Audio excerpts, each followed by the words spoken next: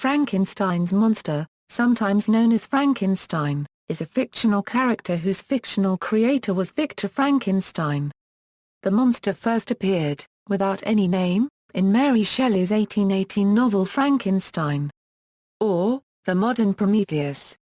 Shelley's title thus compares Victor Frankenstein to the mythological character Prometheus, who fashioned humans out of clay and gave them fire. Although nameless in Shelley's novel, the creature took on the name Frankenstein in later years. In Shelley's horror story, Victor Frankenstein builds the creature in his laboratory through an ambiguous method consisting of chemistry and alchemy. Shelley describes the monster as 8 foot tall, hideously ugly, but sensitive and emotional. The monster attempts to fit into human society, but is shunned, which leads him to seek revenge against his creator. According to the scholar Joseph Carroll, the monster occupies a border territory between the characteristics that typically define protagonists and antagonists.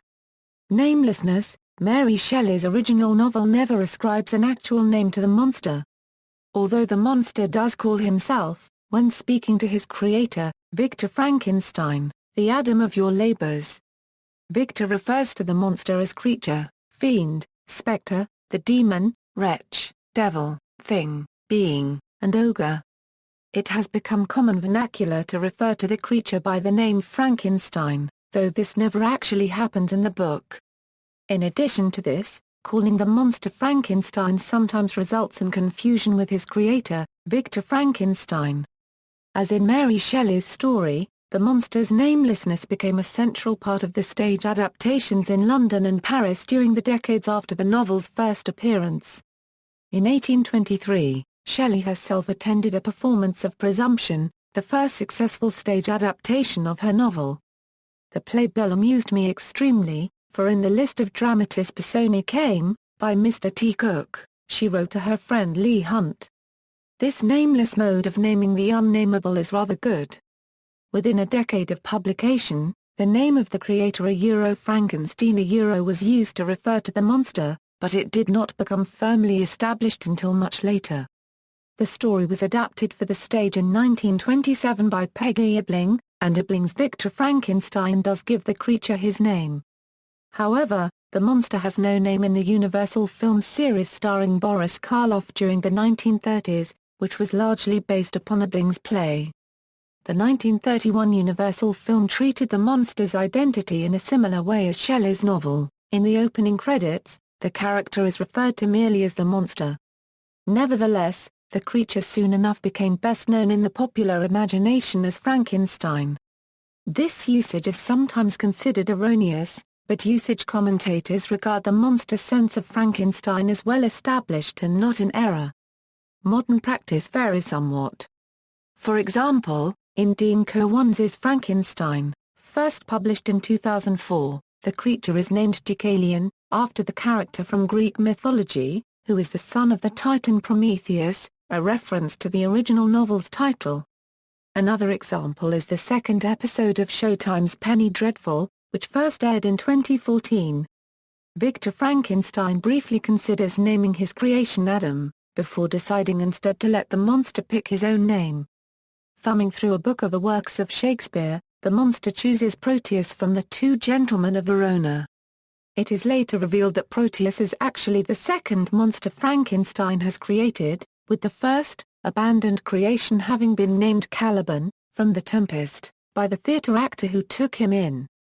Shelley's plot. As told by Mary Shelley, Victor Frankenstein builds the creature in his laboratory through an ambiguously described scientific method consisting of chemistry and alchemy. The creature horrifies Frankenstein, who disavows the experiment. Frightened, and unaware of his own identity, the monster wanders through the wilderness. He finds brief solace beside a remote cottage inhabited by a family of peasants. Eavesdropping, the creature familiarizes himself with their lives and learns to speak, whereby he becomes eloquent, educated, and well-mannered. The creature eventually introduces himself to the family's blind father, who treats him with kindness. When the rest of the family returns, they drive him away. Hopeful but bewildered, the creature rescues a peasant girl from a river, but is shot in the shoulder by a man who claims her. He swears revenge on Frankenstein for abandoning him to such intolerance, and accordingly kills Victor's younger brother William. When Frankenstein retreats to the mountains, the monster approaches him at the summit and pleads for a female equivalent to mitigate his loneliness. Frankenstein agrees, but, aghast at the possibility of creating a race of monsters, abandons the agreement. In response, the creature kills Frankenstein's best friend, and later kills Frankenstein's bride. Whereupon Frankenstein's father dies of grief. Searching for the creature in the Arctic Circle, the scientist falls into the freezing water, contracting severe pneumonia. A ship exploring the region encounters the dying Victor, who relates his story to the captain. Later, the creature boards the ship. But, upon finding his creator dead, is full of grief and pledges to incinerate himself at the northernmost extremity of the globe. He then departs, apparently never to be seen again. Appearance. Shelley described Frankenstein's monster as an 8-foot-tall, hideously ugly creation, with translucent yellowish skin pulled so taut over the body that it barely disguised the workings of the arteries and muscles underneath. Watery, glowing eyes, flowing black hair, black lips, and prominent white teeth. The monster attempts to integrate himself into human social patterns, but is shunned by all who see him. This compels him to seek revenge against his creator. A picture of the creature appeared in the 1831 edition. Early stage portrayals dressed him in a toga, shaded, along with the monster's skin, a pale blue. Throughout the 19th century, the monster's image remained variable according to the artist. The most well-known image of Frankenstein's monster in popular culture derives from Boris Karloff's portrayal in the 1931 movie Frankenstein, with makeup created by Jack Pierce and possibly suggested by director James Whale. Karloff played the monster in two more Universal films, Bride of Frankenstein and Son of Frankenstein. Lon Chaney, Jr. took over the part from Karloff in The Ghost of Frankenstein. Bela Lugosi portrayed the role in Frankenstein Meets the Wolf Man, and Glenn Strange played the monster in the last three Universal Studios films to feature the character. But their makeup replicated the iconic look first worn by Karloff.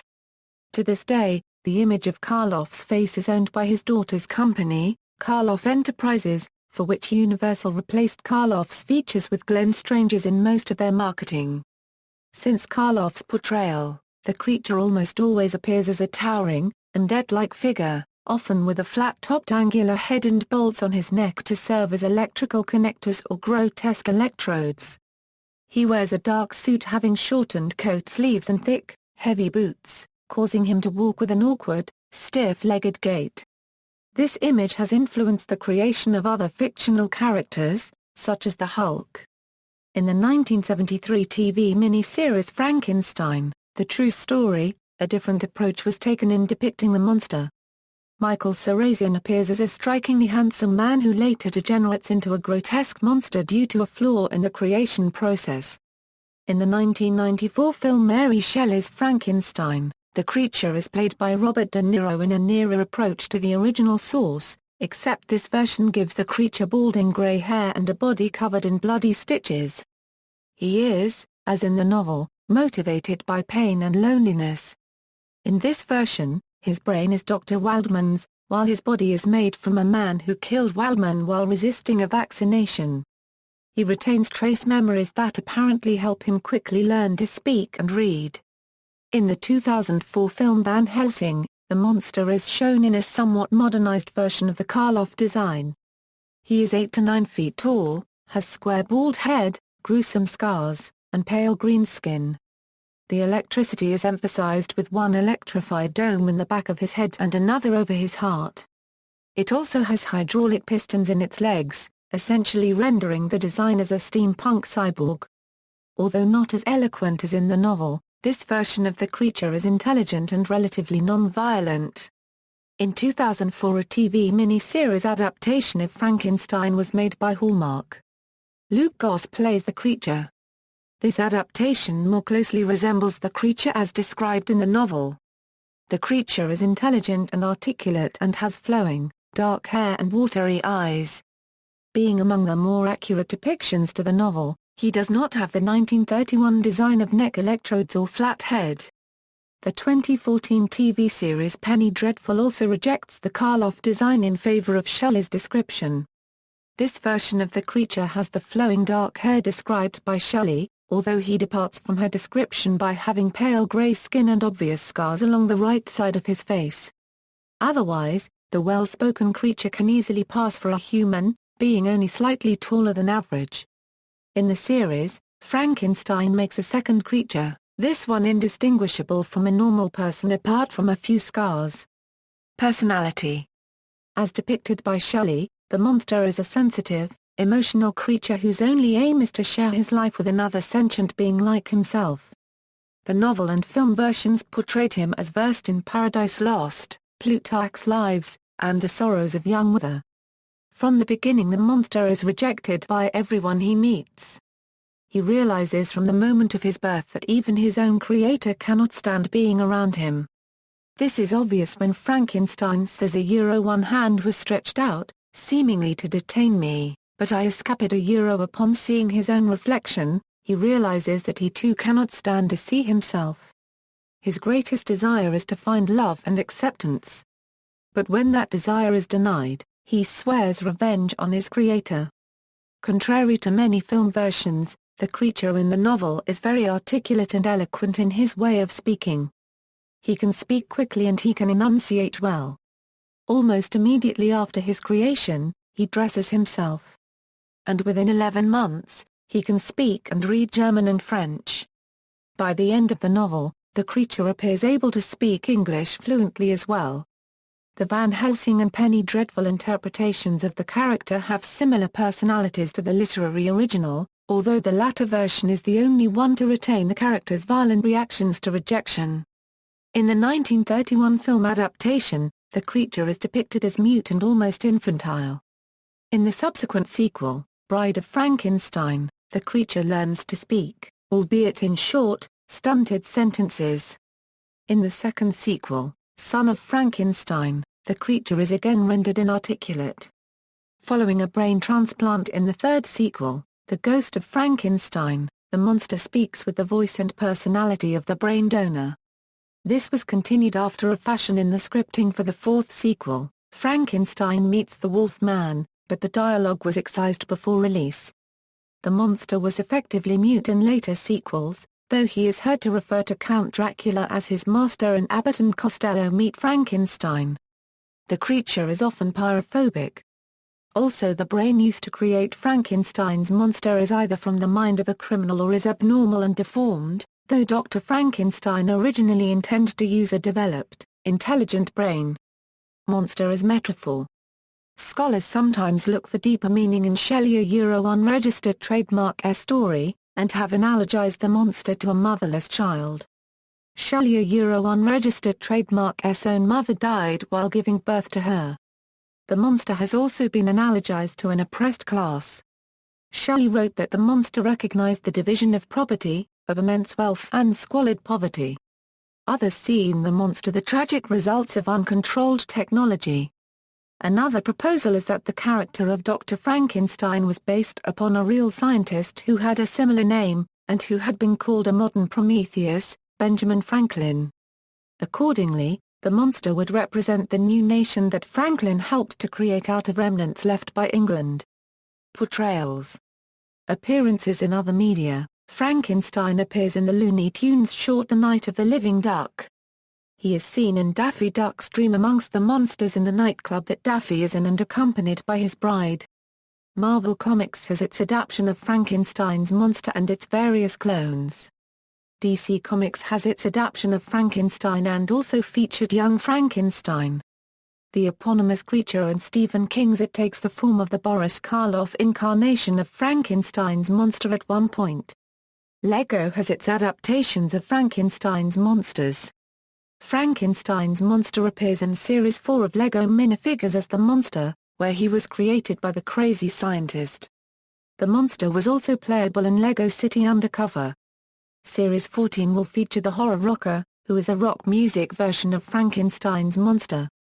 In Lego Monster Fighters, another adaptation of Frankenstein's monster appeared as the crazy scientist's monster, where he was built by a crazy scientist that was associated with the same Lego theme. There is also a related monster in this theme called the Monster Butler, who works for Lord Vampire at his haunted house. See also, Frankenstein in popular culture, list of films featuring Frankenstein's monster, allotransplantation, the transplantation of body parts from one person to another, zombie, a name that is sometimes given to fictional undead creatures. References. External links, frankensteinfilms.com, comprehensive site on Frankenstein movies, comic books, theater plays and the original novel, 13 Ways of Looking at Frankenstein, slideshow by Life magazine, literary discussion of the argument of Frankenstein, 2014 Irish Examiner article.